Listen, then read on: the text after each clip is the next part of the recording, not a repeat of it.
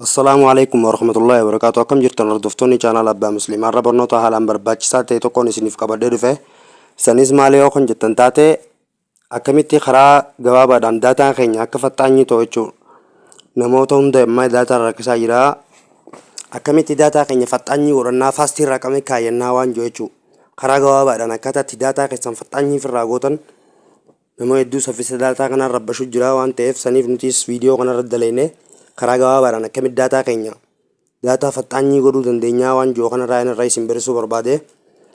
Warri duraanuu maatii chaanala kanaa taatanii jirtan like share godhuudhaan barnoota keenya jalqabnu. Warri duraanuu maatii chaanala warri haareen immoo chaanala kana amma dhuftan subscribe godhuudhaan barnoota keenya eegallu. Barnoota keenya eegaluudhaaf seetingii bilbila keessanii galtan.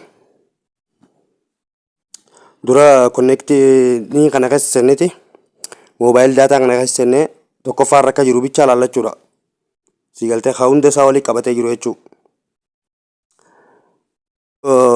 3G fi 2G kana lachuutu walii qabatee jiru kana jechuudha. Kanarra laallachuu qabna, kanarra jiraachuu isaa daataan keenya. Yoo ammoo kanarra jiratee dhufnee as seeneetar takka waan guutuu qabnu jira. Fakkeenyaaf ammaan Safaricom ittiin fayyadamu jira. As keessanii seentan.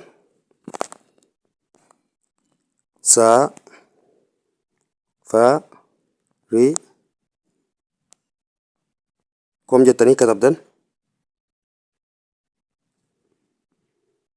nuti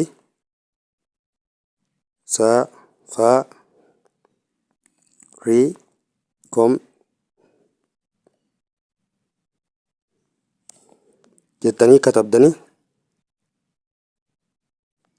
as dhuftan bakka seevii tana kunoo seevii tanarra tuqxan jechuudha.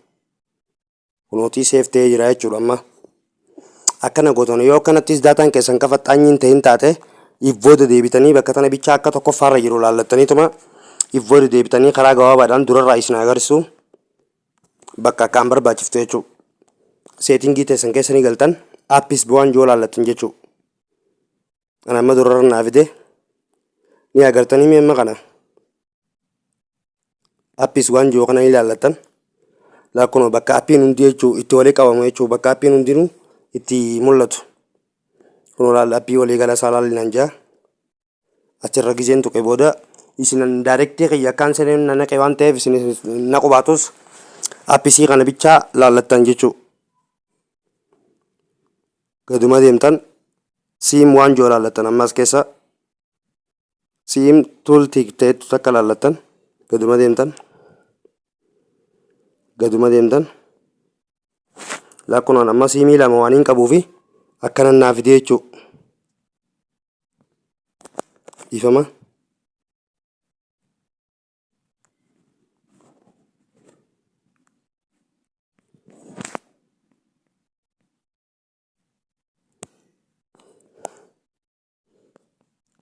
gaduma deemtanii laakkunoo siim tuul tiik ta'etu tana keessanii seentanii jechuudha.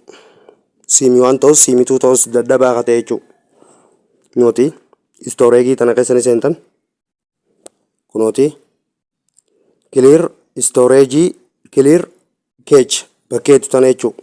Kiliir istooreejii tana irratti tuquun qabdan gonkumaa'u kiliir keech bakkeetu tana inni gartanii asirratti toqattan jechuudha. Deebitan isinii galaa jiraame wanti hin jee siimii keessanii seentan egaa aappii keessa seentan booda dhuftanii istooreejii kana keessanii seentan kunooti eegaas keessa seentan booda kiliir keechii tana tartakka ni tuqxan jechuudha. Eegas booda irraa if booda deebitanii bilbila keessan dhaamsitanii qabsiistan. Dhibbarraan dhibba daataan keessan ka duraan dadhabaa ta'ee akka ajaa'ibaa faxaanyi ta'a.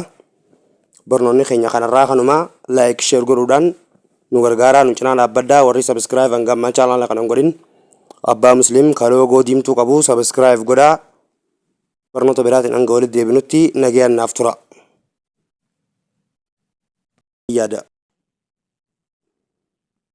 seenaatii chaanala keenya subscribe godhadhaa. Abbaa Musliim gizeettan osoo addaan balleessine akka kiyyaa kana katabdan kunoo durarratti chaanaliin kiyya isiniif ba'a. Kunoo chaanaliin kiyya kana nuti abbaa muslim loogoo diimtuu tana qabu jirtu qabu kanarratti subscribe gootan kun subscribe godhaa. Viidiyoon nuti gadhiifnu dafee yeroo hunda akka isin dhaqqabuuf iddoo oolii tanarra kaayyadhaa. Galatooma.